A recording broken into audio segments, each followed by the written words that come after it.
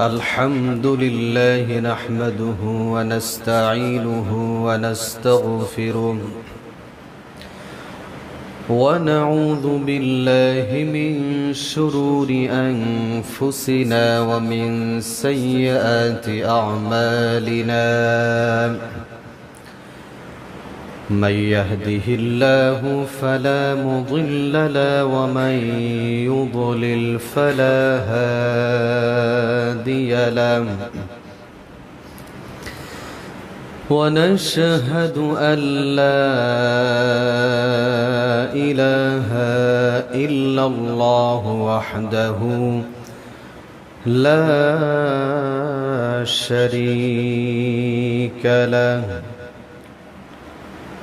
ونشهد أن سيدنا وحبيبنا ومولانا محمدا عبده ورسوله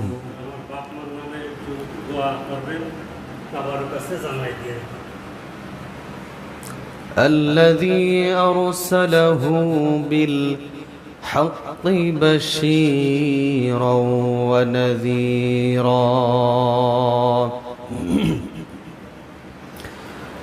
وداعيا إلى الله بإذنه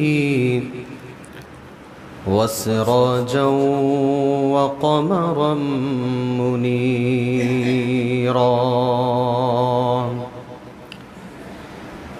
فقد قال الله تعالى في كلامه المجيد والفرقانه الحميد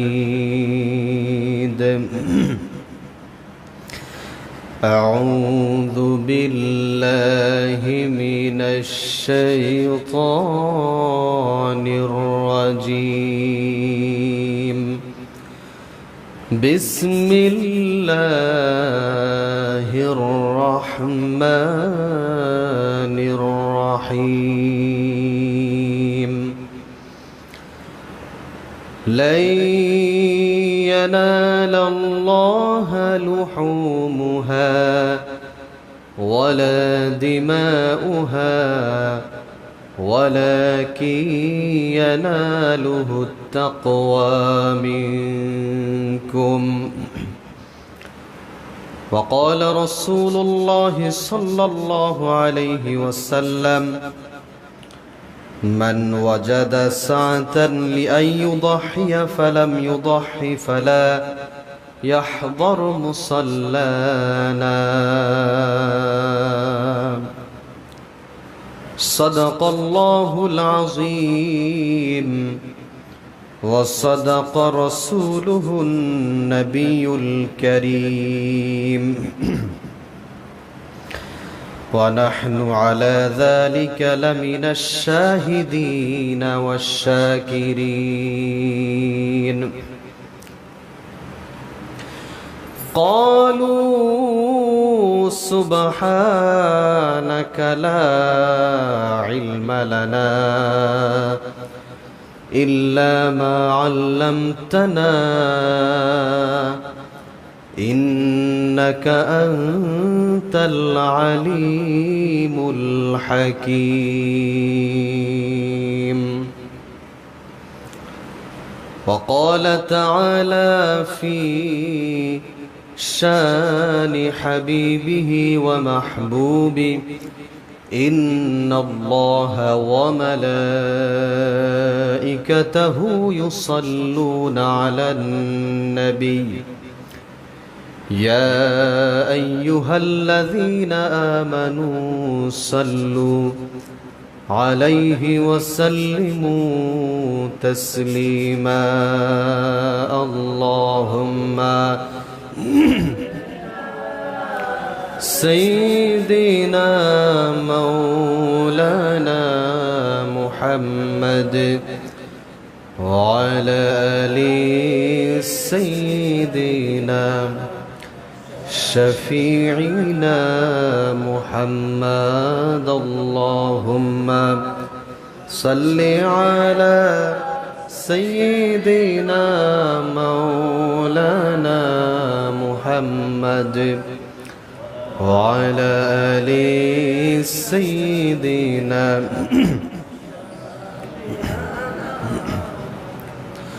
هو الحبيب الذي ترجى شفاعته لكل هول من الأهوال مقتحم اللهم صل على سيدنا مولانا محمد وعلى آل سيدنا شفيعنا محمد بلغ العلا بكماله كشف الدجى بجماله حسنت جميع خصاله صلوا عليه وآله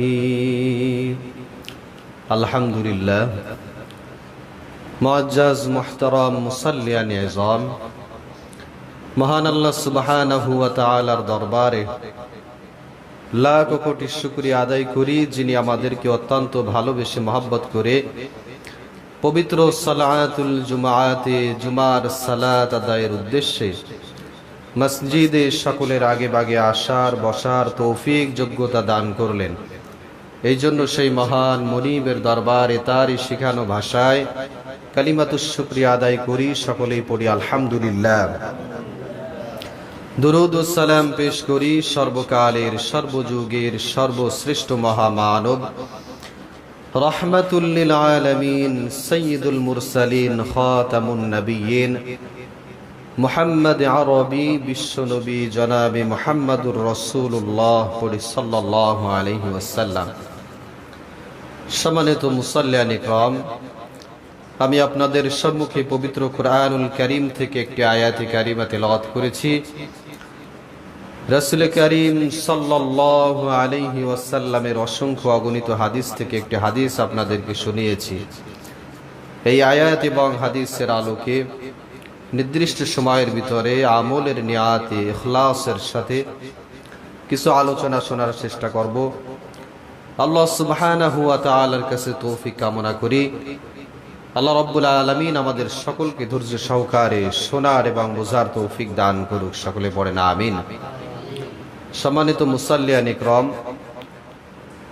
ঈদুল আযহা কুরবানির ঈদ আমাদের একদম নিকটবর্তী একেবারেই। তো কুরবানি সম্পর্কে কিছু আলোচনা। আল্লাহ সুবহানাহু ওয়া তাআলা তার যে সকল বিধিবিধান রয়েছে উম্মাতদের জন্য দিয়েছেন, এই সকল বিধিবিধানের কিছু কিছু বিধিবিধানের প্রেক্ষাপট আছে, অনেক লম্বা ইতিহাস আছে যেগুলো আমাদের জানা দরকার। আর বিশেষ করে কোরবানির যে প্রেক্ষাপট, যে আলোচনা আমরা প্রতি বছরই শুনি, এতে করে আমাদের ঈমানি চেতনা, আমাদের ভিতরে তাকওয়া বৃদ্ধি পায়। আমরা চেষ্টা করি আমাদের তাকওয়া অর্জন করার জন্য, কারণ কোরবানিটা হলো একটা আল্লাহ সুবহানাহু ওয়া তাআলাকে রাজি খুশি করার জন্য একটা ইবাদত, একটা মানুষের মনের তাকওয়া, ঈমানের ভিতরে যে তাকওয়া আছে, আল্লাহকে ভয় করি, যে আল্লাহকে রাজি খুশি করার জন্য আমি কিছু করতেছি, তার একটা বহিঃপ্রকাশ এই কোরবানির মাধ্যমে। তো এই কোরবানি অন্যান্য উম্মতের জন্য ছিল, এখন যেমন আমাদের উপরে কোরবানি রয়েছে, যাদের উপরে ওয়াজিব আছে তাদের উপরে কোরবানি যেমন আছে, এরকম করে প্রত্যেকটা উম্মতের উপরে আল্লাহ সুবহানাহু ওয়া তাআলা কোরবানির বিধান নাজিল করে দিয়েছিলেন। পবিত্র কুরআনুল কারীমে আল্লাহ সুবহানাহু ওয়া তাআলা জানিয়ে দিয়েছেন, ওয়ালিকুল্লি উম্মাতিন জাআলনা মানসাকাল লিয়াযকুরুসমাল্লাহি আলা মা রাযাকাহুম মিন বাহিমাতিল আনআম। আমি প্রত্যেক উম্মতের জন্য, প্রত্যেক নবীর উম্মতের জন্য কোরবানির বিধান আমি রব্বুল আলামিন নির্ধারণ করে দিয়েছি। তার মানে প্রত্যেকটা নবীর উম্মতের জন্য কোরবানির বিধান ছিল, তবে সময়কাল পাত্রভেদে কিছুটা ভিন্নতা ছিল। আমাদের যেমন তাদের সময় একটু ভিন্নতা ছিল, এক এক সময় ভিন্নতা ছিল। এই কোরবানির শুরুটা হয়েছিল সাইয়েদনা আদম আলাইহিস সালাতু ওয়াস সালাম, তার শুরু থেকে।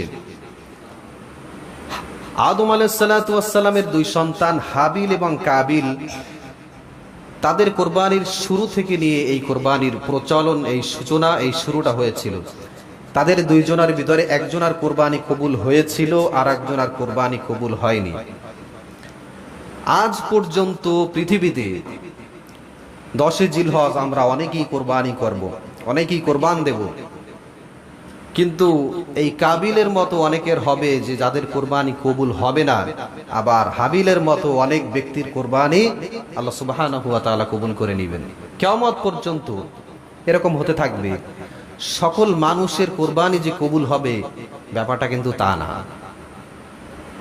কার ভিতরে তাকওয়া আছে, কোন ব্যক্তি আল্লাহ সুবহানাহু ওয়া তাআলাকে রাজি খুশি করার জন্য কোরবানি দিচ্ছে, এইটা মেইন বিষয়। আপনি সবকিছুর বিনিময়ে আল্লাহকে রাজি খুশি করতে পারতেছেন কিনা?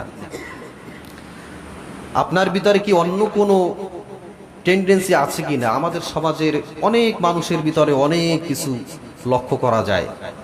অনেকে কোরবানি দেবে গোশত খাওয়ার জন্য, চিন্তা করতেছে যে দীর্ঘ 1 বছর গোশত খাইতে পারি নাই, তো এবছর কোরবানি দেব, গোশত খাওয়া হয়ে যাবে, কোরবানিও দেওয়া হয়ে যাবে। আল্লাহ সুবহানাহু ওয়া তাআলা আমাদের হেদায়েত দান করুক। এই চিন্তা চেতনা থাকতে পারবে না। আমি কোরবানি দিচ্ছি, আমাকে আল্লাহ সুবহানাহু ওয়া তাআলা সম্পদ দিয়েছেন, আমি কোরবানি দিচ্ছি আল্লাহর রাস্তায়, আল্লাহকে রাজি খুশি করার জন্য, এই সন্তুষ্টি অর্জনের জন্য আমি কোরবানি দিচ্ছি। গোশত তো খাওয়া, এটা তো আমার জন্য প্লাস পয়েন্ট, অটোমেটিক আমি খেতে পারবো। কিন্তু শুরুতে যে আমি আমার নিয়াতটা আমি করে ফেলতেছি যে আমি কোরবানি করব, গোশত খাবো, এই শুরুতে নিয়াতের কারণে আপনার কোরবানি ওই নিয়াত থেকেই বরবাদ। এরপরে আপনার কোরবানির শুরু থেকে অনেক অনেক আমরা ভুল করি।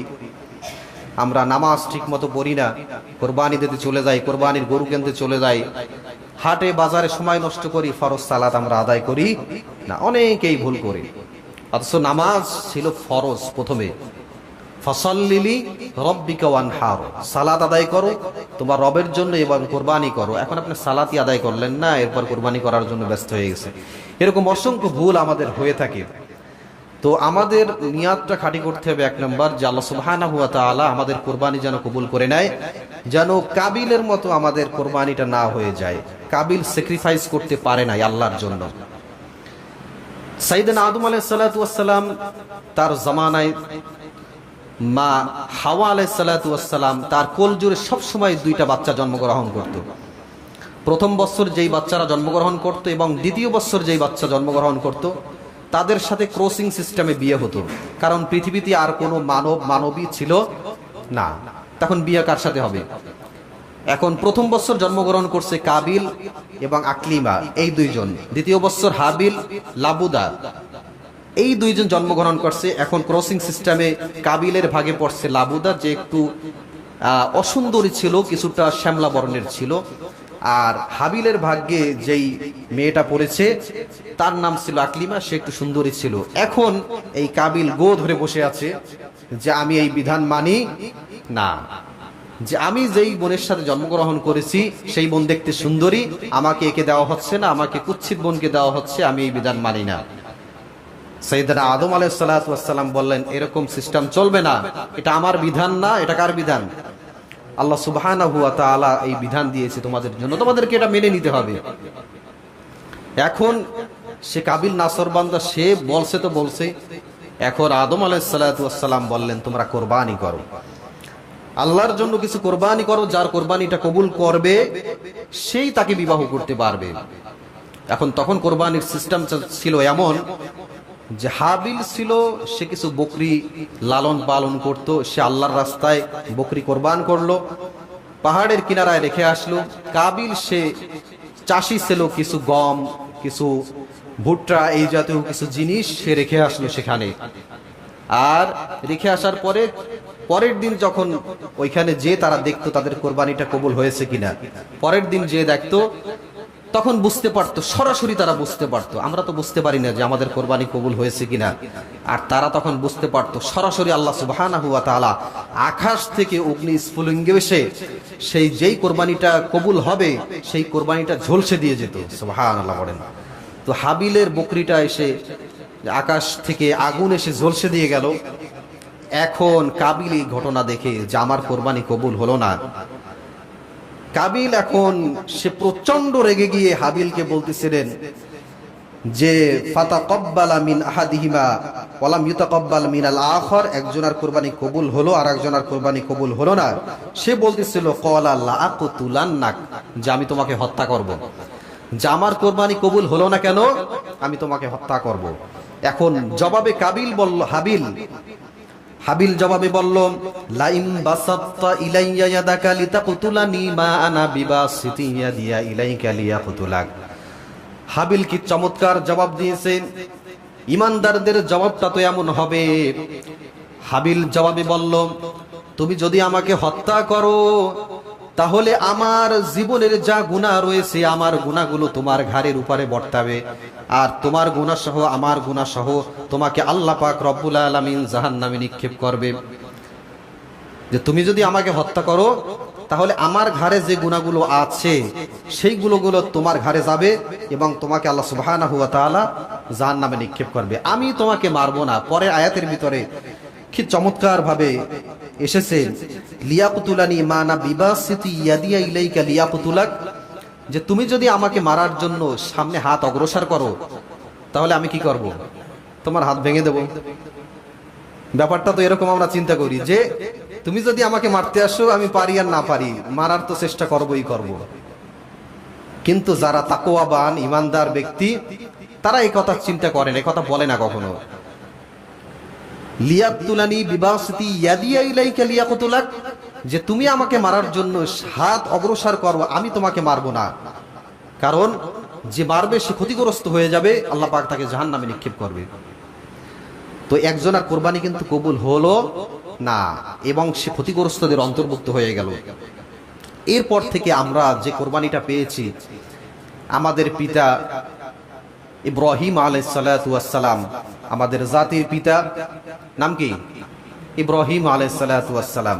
এটা বুঝতে হবে যে আমাদের জাতির পিতা কি। আমরা অনেক সময় বুঝি না, যে আমাদের যেটা শিখিয়ে দেয় ওই ছোটবেলা থেকে, তো আমরা অনেক সময় সেটাই বুঝি, কিন্তু পরবর্তীতে আর কোরআন হাদিস না শোনার কারণে এমনকি হুজুরের আলোচনাও শুনি না। অনেক মানুষ আছে জীবনে জুমার আলোচনাও শোনে নাই, অনেক মানুষ আছে। অনেক জুমায় আসবে, আপনার খুতবা শুরু হয়ে যাবে, আরবি খুতবা শেষ একদম 20-25 বেজে যাবে, তখন আসবে। এই মানুষগুলো কিভাবে শুনবে, কিভাবে ইসলাম শিখবে, কি শিখবে? তো আমাদের পিতাকে ইব্রাহিম আলাইহিস সালাতু ওয়াস সালাম, তার কাছ থেকে আমরা কোরবানি পেয়েছি, এটা হলো তার সুন্নাত, তো আমাদের উপরে ওয়াজিব। এই কোরবানিটা আমরা ইব্রাহিম আলাইহিস সালাতু ওয়াস সালামের মাধ্যমে যেভাবে পেয়েছি, হযরত ইব্রাহিম আলাইহিস সালাতু ওয়াস সালাম তার জীবনে অনেকগুলো পরীক্ষা ছিল। এই লম্বা ঘটনা বর্ণনা করা সম্ভব না, কিন্তু এর মূল সামারি যেগুলো আছে সার সংক্ষেপে আমি কিছু কথাবার্তা আপনাদেরকে শোনাতে চাই। তো ইব্রাহিম আলাইহিস সালাতু ওয়াস সালাম জন্মগ্রহণ করার পর থেকে, তিনি জন্মগ্রহণ করেছিলেন প্রায় 4000 বছর পূর্বে ইরাকের উর নামক একটি স্থানে তিনি জন্মগ্রহণ করেছিলেন। তিনি জন্মগ্রহণ করার পরে ইসলামের দাওয়াত, তাওহীদের দাওয়াত মানুষদের কাছে প্রচার করতে লাগলেন। এই প্রচার করতে করতে দেশ রাষ্ট্র তার বিরুদ্ধে চলে গেল। এখন তাকে কি করবে? এখন তারা সিদ্ধান্ত নিল তাকে হত্যা করবে। এক সময় তাকে আগুনে নিক্ষেপ করলো। আল্লাহ সুবহানাহু ওয়া তাআলা বলেন, হে আগুন, কুলনা ইয়া নারু কুনি বারদাও ওয়া সালামান আলা ইব্রাহিম, আমার ইব্রাহিমের জন্য আগুন তুমি শীতলদায়ক, আরামদায়ক, শান্তিদায়ক, ঠান্ডা হয়ে যাও। সুবহানাল্লাহ। ইব্রাহিম আলাইহিস সালাতু ওয়াস সালাম কি আগুনে নিক্ষেপ করার পরে ওই আগুন কি পোড়াতে পেরেছিল? ইব্রাহিম আলাইহিস সালাতু ওয়াস সালামকে কিন্তু ওই আগুন পোড়াতে পারে নাই। কারণ আগুন হুকুম মানে কার? আল্লাহ সুবহানাহু ওয়া তাআলার হুকুম মানে। সে আল্লাহর সাথে সম্পর্ক করেছিলেন ইব্রাহিম আলাইহিস সালাতু ওয়াস সালাম। তো ইব্রাহিম আলাইহিস সালাতু ওয়াস সালামকে পরবর্তীতে জিজ্ঞেস করা হয়েছিল যে তোমার জীবনের সবচেয়ে সর্বশ্রেষ্ঠ দিনগুলো কোনগুলো, যেগুলো তোমার জীবনের খুব ভালো সময় কেটেছে তোমার জীবন থেকে? তো ইব্রাহিম আলাইহিস সালাতু ওয়াস সালাম জবাব দিলেন যে আমার জীবনের সর্বশ্রেষ্ঠ দিনগুলো ছিল ওই দিনগুলো যে দিনগুলো আমি আগুনের ভিতরে ছিলাম। সুবহানাল্লাহ বলেন। তো সে এই আগুন থেকে বেরিয়ে ছাই মাখা অবস্থায়, অলম্বা ঘটনা, একদিন আমি আপনাদেরকে শোনাবো ইনশাআল্লাহ পুরো ঘটনা ইব্রাহিম আলাইহিস সালাতু ওয়াস সালামের জীবনী। সেখান থেকে চলে গেলেন একজন স্ত্রীর সঙ্গে, সারা আলাইহিস সালাতু ওয়াস সালাম, তার সঙ্গে বিবাহ হলো। এরপরে আরেকজন স্ত্রীর সঙ্গে শেষ বয়সে বিবাহ হলো। শেষ বয়সে বিবাহ হলো হাজারা আলাইহিস সালাতু ওয়াস সালাম। এই হাজারা আলাইহিস সালাতু ওয়াস সালামের সাথে যখন বিবাহ হলেন, তিনি তখন প্যালেস্টাইনে সফর করেছিলেন। তখন তার বয়স প্রায় ৮০ বছর। তখনও তার একটা সন্তান নাই। এখন ইব্রাহিম আলাইহিস সালাতু ওয়াস সালাম এই বৃদ্ধ বয়সে তিনি চিন্তা করতেছিলেন, নবীদের চিন্তা ভাবনা তো অন্যরকম। আমরা তো চিন্তা করি যে আমি বৃদ্ধ হয়ে যাচ্ছি, আমার সন্তান না থাকলে কি আমাকে দেখবে। কিন্তু নবীদের টেন্ডেন্সি এমন ছিল যে আমি বৃদ্ধ হয়ে যাচ্ছি, দুনিয়া থেকে বিদায় নিয়ে চলে গেলে এই তাওহীদের কাজ কি করবে, নবুয়াতি কাজ কে পরিচালনা করবে। তো তিনি শেষ বয়সে যে আল্লাহ সুবহানাহু ওয়া তাআলার কাছে দোয়া করলেন। কি দোয়া করলেন এটাও আমাদের জন্য শিক্ষা।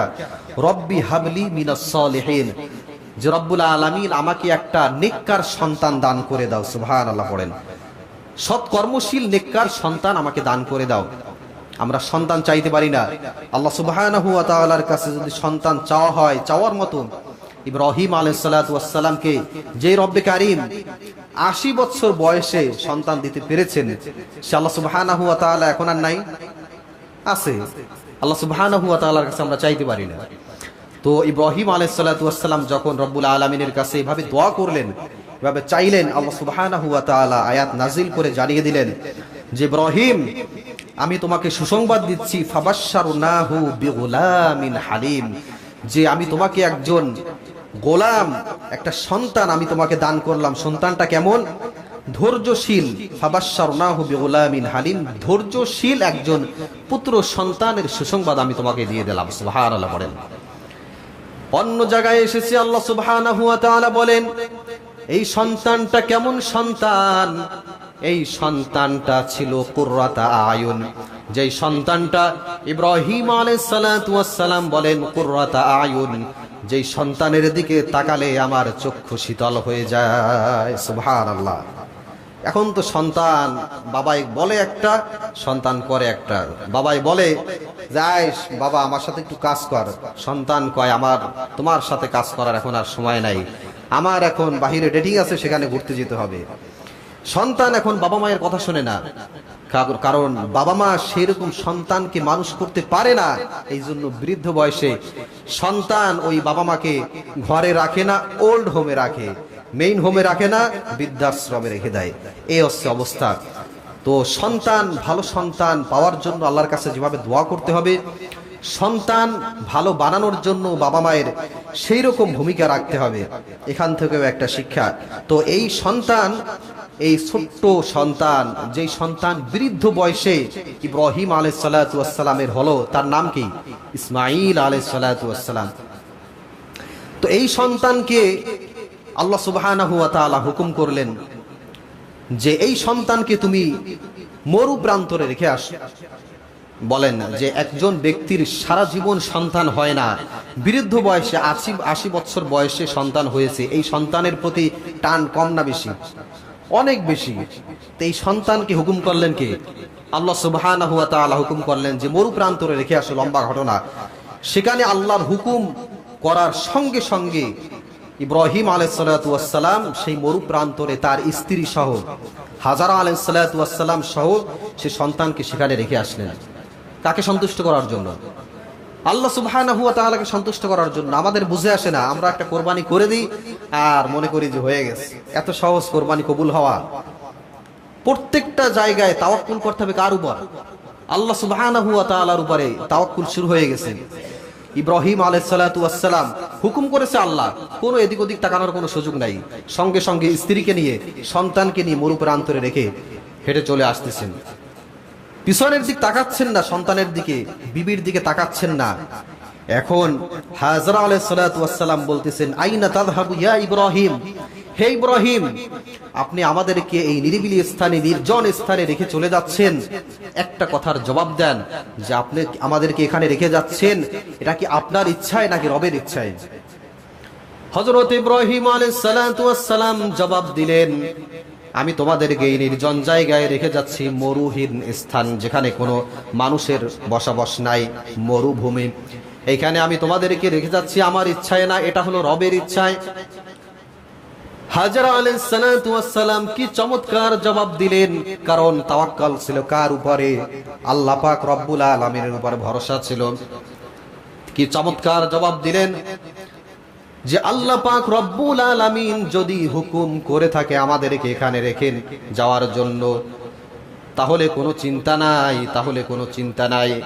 যে আল্লাহ পাক রব্বুল আলামিন আপনাকে এখানে রেখে যাওয়ার জন্য হুকুম দিয়েছে, সেই আল্লাহ পাক রব্বুল আলামিন আমাকে এখানে না খেয়ে মারবেন না। সুবহানাল্লাহ বলেন। কতটুকু খাবার বা এখানে রেখে গিয়েছিল?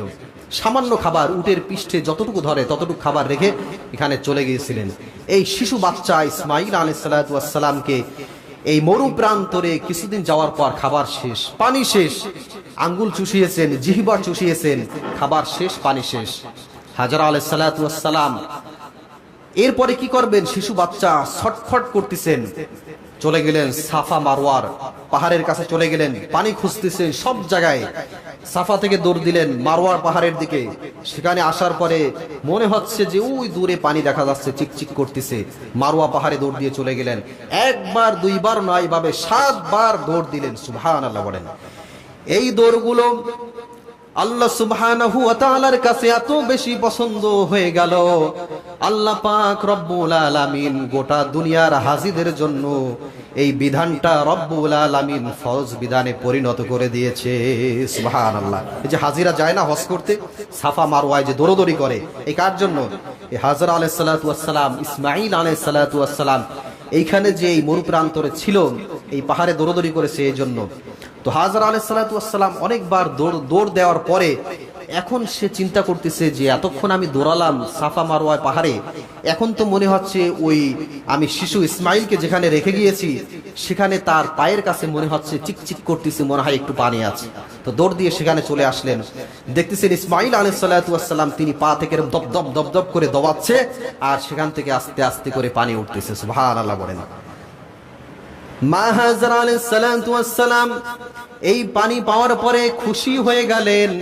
তিনি তার জার কলসি যেগুলো ছিল সবগুলো ভরলেন, এমনকি শাড়ির আসল ভিজালেন, যা ছিল সবকিছু পাত্র টাত্র পরিপূর্ণ করলেন।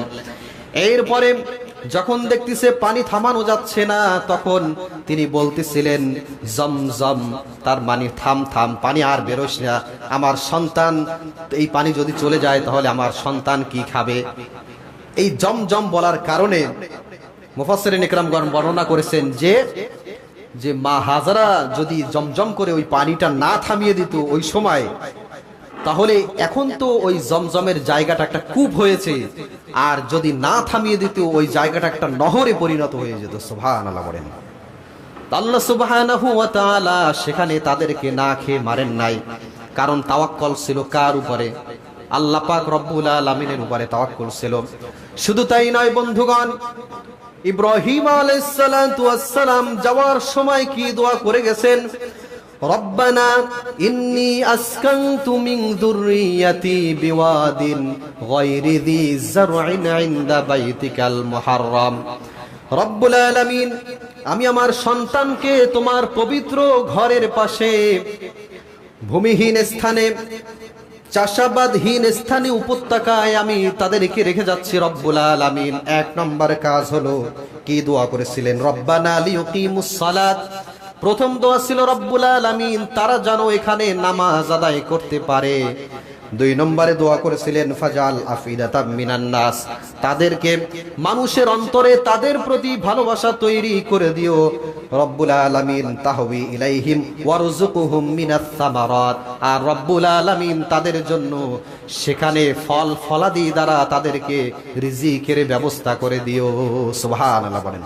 পানির ব্যবস্থা তাদের জন্য ওখানে আল্লাহ পাক রব্বুল আলামিন করে দিয়েছিলেন। শুধু তাই নয়, এখন দেখবেন মক্কার যেই জায়গাটা কাবা শরীফ বা ওই অঞ্চল ব্যাপী যেই জায়গাটা, এই জায়গাটায় যেই পরিমাণ ফসল পাওয়া যায় দুনিয়ার কোনো জায়গায় এত পরিমাণ ফসল হয় না। এত পরিমাণ বিভিন্ন ধরনের ফল, আপেল কমলা বলেন, বিভিন্ন আইটেমের যেগুলো অন্য কোথাও পাওয়া যায় না, এই ইব্রাহিম আলাইহিস সালাতু ওয়াস সালামের দোয়ার বরকতে আল্লাহ সুবহানাহু ওয়া তাআলা এই জায়গাটা ফসল উৎপাদন ক্ষমতা বৃদ্ধি করে দিয়েছিলেন। প্রাণপ্রিয় মুসলমান ভাইয়েরা, গুরুত্বপূর্ণ আরো কিছু বিষয় রয়েছে, সেগুলো আমাদেরকে আলোচনায় নিয়ে আসতে হবে।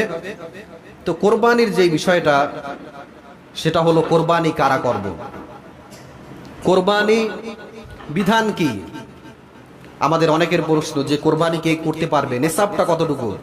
কোরবানির নিসাব হলো 52.5 তোলা বা 52.5 ভরি রৌপ্যের যেই সম্পদ হয়, সেই সম্পদ যদি কারো কাছে থাকে তাহলে তার উপরে কোরবানি ওয়াজিব। এই হচ্ছে প্রথম কথা। আরো এর ভিতর অনেক মাসলা মাসাইল আছে। যদি কারো সম্পদ এমন থাকে, অনেক সম্পদ রয়েছে, অনেক সম্পদ আছে চাষাবাদহীন, অনেক জমি পড়ে আছে যেগুলো সে ব্যবসার জন্য রেখে দিয়েছে, অনেক জমি পড়ে আছে যেগুলো সে চাষাবাদ করতেছে না, কারণ চাষাবাদের জন্য যেই জমি তার আছে সেগুলো দিয়ে প্রত্যেক বছরে তার বাৎসরিক যে আয় ব্যয় যতটুকু লাগে তার এটা হয়ে যায়। এখন অনেক জমি পড়ে আছে, তার চিন্তা রয়েছে এই জমিগুলো আমি বিক্রি করে দেব। এই যে জমিগুলো আছে, এই জমিগুলো কারণে তার উপরেও যাকাত বলেন, তারপর কোরবানি বলেন, এগুলো সব তার উপরে ফরজ। তো এই কোরবানি যে ব্যক্তি করবে না, অনেকের আমাদের কোরবানি আছে কিন্তু আমরা অনেকে কোরবানি করতে চাই না। চিন্তা করি কোরবানি গরু একটা জবাই দিয়ে মানুষকে খাইয়ে দেবো, আচ্ছা কোরবানি দেওয়ার দরকার নেই, আমার টাকা আছে না না আছে এটা তো আমি জানি, আর কেউ জানে না। এরকম লোক আছে না নাই? অনেক লোক এরকম আছে, এই এলাকায় নাই, আমাদের এলাকায় আছে।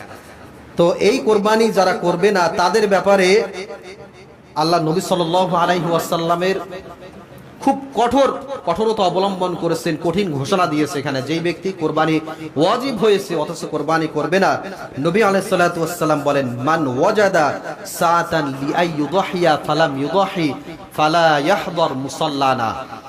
যেই ব্যক্তির সাধ্য ছিল কোরবানি দেওয়ার কিন্তু কোরবানি দিল না, এটা খুলে, যেই ব্যক্তির সাধ্য ছিল কোরবানি দেওয়া কিন্তু কোরবানি দিল না, আল্লাহ নবী সাল্লাল্লাহু আলাইহি ওয়াসাল্লাম বলেন যে ওই ব্যক্তি যেন ঈদগাহর মুসল্লায় না আসে। কার কথা? আল্লাহ নবী সাল্লাল্লাহু আলাইহি ওয়াসাল্লাম বলেছেন যেই ব্যক্তির সাধ্য ছিল কোরবানি দিল না, ওই ব্যক্তি যেন ঈদগাহে না আসে। এখন কোরবানি আল্লাহ নবী সাল্লাল্লাহু আলাইহি ওয়াসাল্লাম যখন কোরবানি দিতেন, তিনি যখন কোরবানি নিয়াত করতেন, তিনি কি কোরবানি দিতেন? আমি শরীফের ভিতরে এসেছে নবী আলাইহিস সালাতু ওয়াস সালাম যখন ইফতার বসে করতেন, তিনি বড় সাইজের 2টি মেষ, পুরুষ মেষ তিনি কোরবানি দিতেন। এবং অন্যান্য হাদিসে এসেছে বিভিন্ন রকমের যে আরো অনেক কিছু তিনি কোরবানি দিয়েছেন। আর আমরা কোরবানি দিতে পারবো কোন কোন পশু দ্বারা? আমাদের দেশে যেগুলো আছে, গরু আছে, ছাগল আছে, মহিষ, এই 3টা দিয়ে মোটামুটি কোরবানি দেওয়া যাবে। ভেড়া আছে, অন্যান্য যেগুলো আছে যেগুলো তো আমরা সাধারণত দেই না। তো এই যে বিষয়গুলো, এরপরে কোন পশু দিয়ে কোরবানি দিবেন, মানে পশুর অবস্থাটা কেমন হবে? পশুর অবস্থা ত্রুটিযুক্ত পশু দ্বারা কোরবানি হবে না। আমরা অনেক সময় কম দামে পেলে চিন্তা করি যে এটার শিং ভাঙা আছে বা লেজ একটু কাটা আছে, তো এটা নিয়ে যাই, দাম তো অনেক কম পাচ্ছি মনে হয়। এরকম যদি চিন্তা থাকে যে ত্রুটি আছে পশুর ভিতরে, লেজ কাটা আছে অথবা শিং ভাঙা আছে অথবা পা একটা খোঁড়া আছে, আঘাত পেয়েছে অথবা ইনজুরি, এই যে জাতীয় সমস্যাগুলো আছে, যে কোনো সমস্যা পশুর ভিতরে থাকতে পারে, এই সমস্যাযুক্ত পশু দ্বারা কোরবানি হবে না। পশু একদম সুন্দর, সুস্বাস্থ্যের অধিকারী, ভালো ত্রুটি মুক্ত যেই পশুগুলো আছে সেই পশুগুলো আমাদেরকে ক্রয় করে সেই পশু দ্বারা কোরবানি দিতে হবে। ত্রুটিযুক্ত পশু দ্বারা কোরবানি দেওয়া যাবে না। এরপরে আপনার ছাগল, ভেড়া, বকরি, এই জাতীয় যে পশুগুলা, এই পশুর ক্ষেত্রে আপনার 1 বছর বয়স হলে তারপরে কোরবানি দেওয়া যাবে, এর নিচে হলে যাবে না।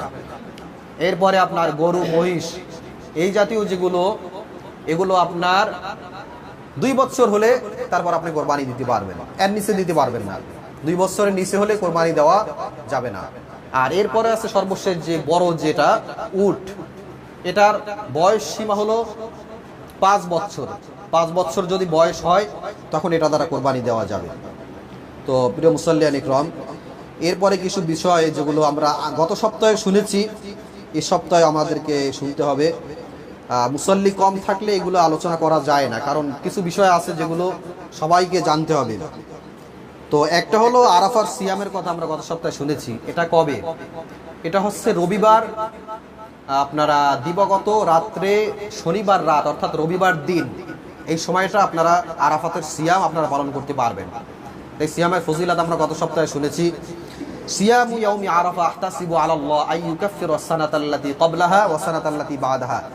আল্লাহ নবী সাল্লাল্লাহু আলাইহি ওয়াসাল্লাম বলেন যে আমি আল্লাহ সুবহানাহু ওয়া তাআলার কাছে আশা করি যে আল্লাহ সুবহানাহু ওয়া তাআলা যেই ব্যক্তি আরাফার দিনের সিয়াম পালন করবে তার জীবনের পূর্বের 1 বছরের গুনাহ এবং সামনের জীবনের অগ্রিম 1 বছরের গুনাহ আল্লাহ সুবহানাহু ওয়া তাআলা মাফ করে দিবেন। সুবহানাল্লাহ। তো যাদের সাধ্য আছে, যাদের শরীর স্বাস্থ্য ভালো আছে, যারা চেষ্টা করলে পারবো আমরা ইনশাআল্লাহ অবশ্যই এই সিয়াম আমরা রাখার চেষ্টা করব। 2 নম্বরে যেই বিষয়টা অবশ্যই জানতে হবে, আইয়ামে তাশরিক 9 জিলহজ থেকে 13 জিলহজ অর্থাৎ সামনের রবিবার ফজর থেকে সামনের বৃহস্পতিবার আসর পর্যন্ত আইয়ামে তাশরিক তাকবীর দেওয়া, আল্লাহু আকবার আল্লাহু আকবার লা ইলাহা ইল্লাল্লাহ আল্লাহু আকবার ওয়ালিল্লাহিল হামদ, এই তাকবীর আপনারা সবাই নামাজের পরে ইমাম সাহেব বলবে, সাথে আপনারাও বলবেন।